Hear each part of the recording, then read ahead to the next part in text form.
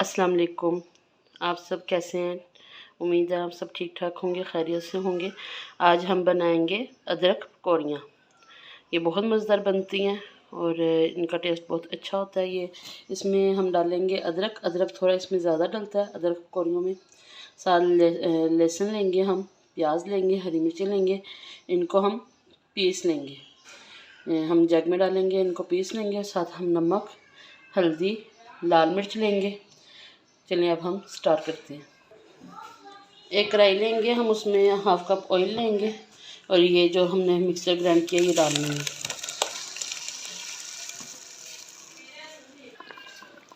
इसमें हम डालेंगे नमक, हल्दी और लाल मिर्च। इसको हम अच्छी तरह मिक्स करेंगे और इसको हल्के चूल्हे पे हम रख देंगे थोड़ी देर के लिए पकने के लिए।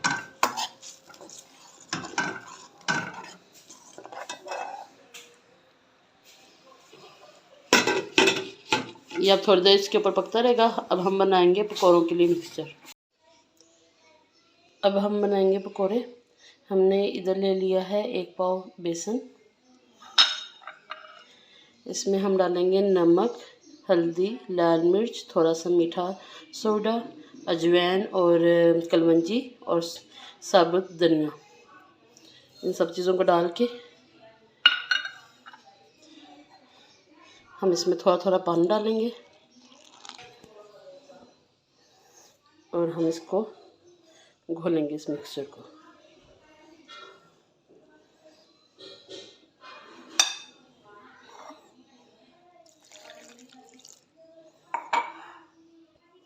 इस मिक्सचर को हम अच्छी तरह घोलेंगे।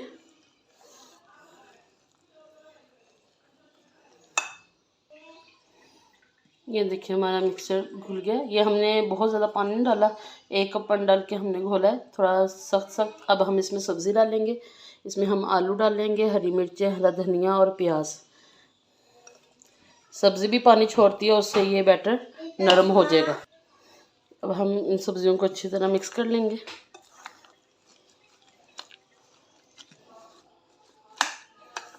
अगर आपको लगे कि इसमें थोड़ा सा पानी डालना है तो पानी डाल लें आप। वैसे ये थोड़ी देर बाद सब्ज़ी पानी अपना छोड़ देती है। ये देखिए हमारा मिक्सर अच्छी तरह घुल गया। हमने बहुत पतला नहीं घोला बैटर, थोड़ा टाइट टाइट घोला। अब हम देखते हैं मसाला। ये देखिए हमारे मसाले ने अच्छी तरह ऑयल छोड़ दिया। ये भुन भी गया अच्छी तरह। इसको 15 से 20 मिनट लगे हैं गलने में और भुनने में। इसने अच्छी तरह ऑयल छोड़ दिया है। अब हम पकोड़े निकालेंगे और इसमें पानी डालेंगे, इसका शोरबा बनाएंगे हम। ये हमने एक कढ़ाई में अब ऑयल लिया। अब हम पकोड़े निकालेंगे। थोड़ा सा ये गर्म होता है तो हम इसमें पकोड़े डालेंगे। देखते हैं कि ऑयल गर्म हुआ कि नहीं हुआ। अभी हम एक पकौड़ा निकाल के चेक करेंगे, फिर हम बाकी इसमें डालते हैं। ये देखिए हमारा मसाला अच्छी तरह भून गया, तेज चूल्हे पे भी हमने भून लिया। अब हम इसमें पानी डालेंगे। हमने ये 5 गिलास पानी के डाले इसमें। आप चाहें तो कम भी बना सकते हैं इसका शोरा और ज़्यादा भी बना सकते हैं, जैसे आपको पसंद हो। अब हम इसको पकने देंगे जब तक हमारे पकौड़े निकलते हैं। ये अच्छी तरह पकता रहेगा।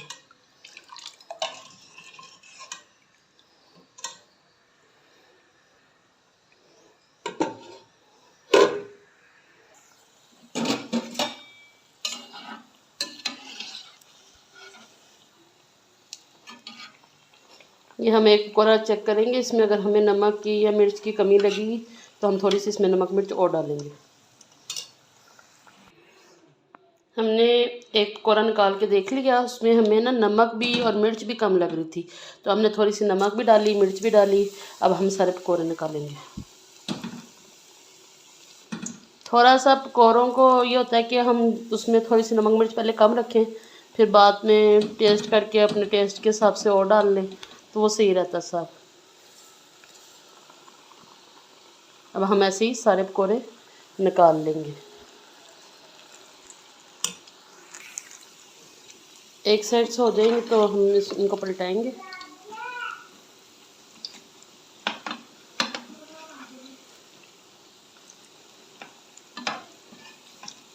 हल्के चूल्हे पे हम इनको पकने देंगे, ये अच्छी तरह अंदर से पक जाए। ये देखिए हमारा शोरा भी तैयार हो गया पक के, और सारे पकौड़े भी निकल गए। अब हम इसमें सारे पकौड़े डालेंगे। ये सारे पकौड़े डाल दिए इसमें। अब थोड़ी देर हम इनको नरम होने के लिए हल्की आंच पे, दम वाली आंच पे हम थोड़ी देर इसको पकने देंगे, ये पकौड़े अच्छी तरह नरम हो जाए। ये देखिए हमारी करी तैयार होगी हुई है। हमने इसका चूल्हा बंद कर दिया है। ये पकौड़े डालने के बाद थोड़ी देर ही हम इसमें ना पकाएंगे, 1 से 2 बॉयल आने तक, कि इसका सूप जो है ना खुश्क ना हो जाए। ज़्यादा पकाएंगे तो ये पकौड़े गल जाएंगे और सूप खुश्क हो जाएगा।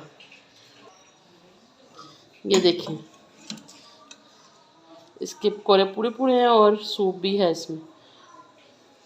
चावलों के साथ, आप तंदूर की रोटी के साथ, घर की चपाती के साथ, जिसके साथ भी खाना पसंद करें, ये बहुत मज़ेदार डिश है।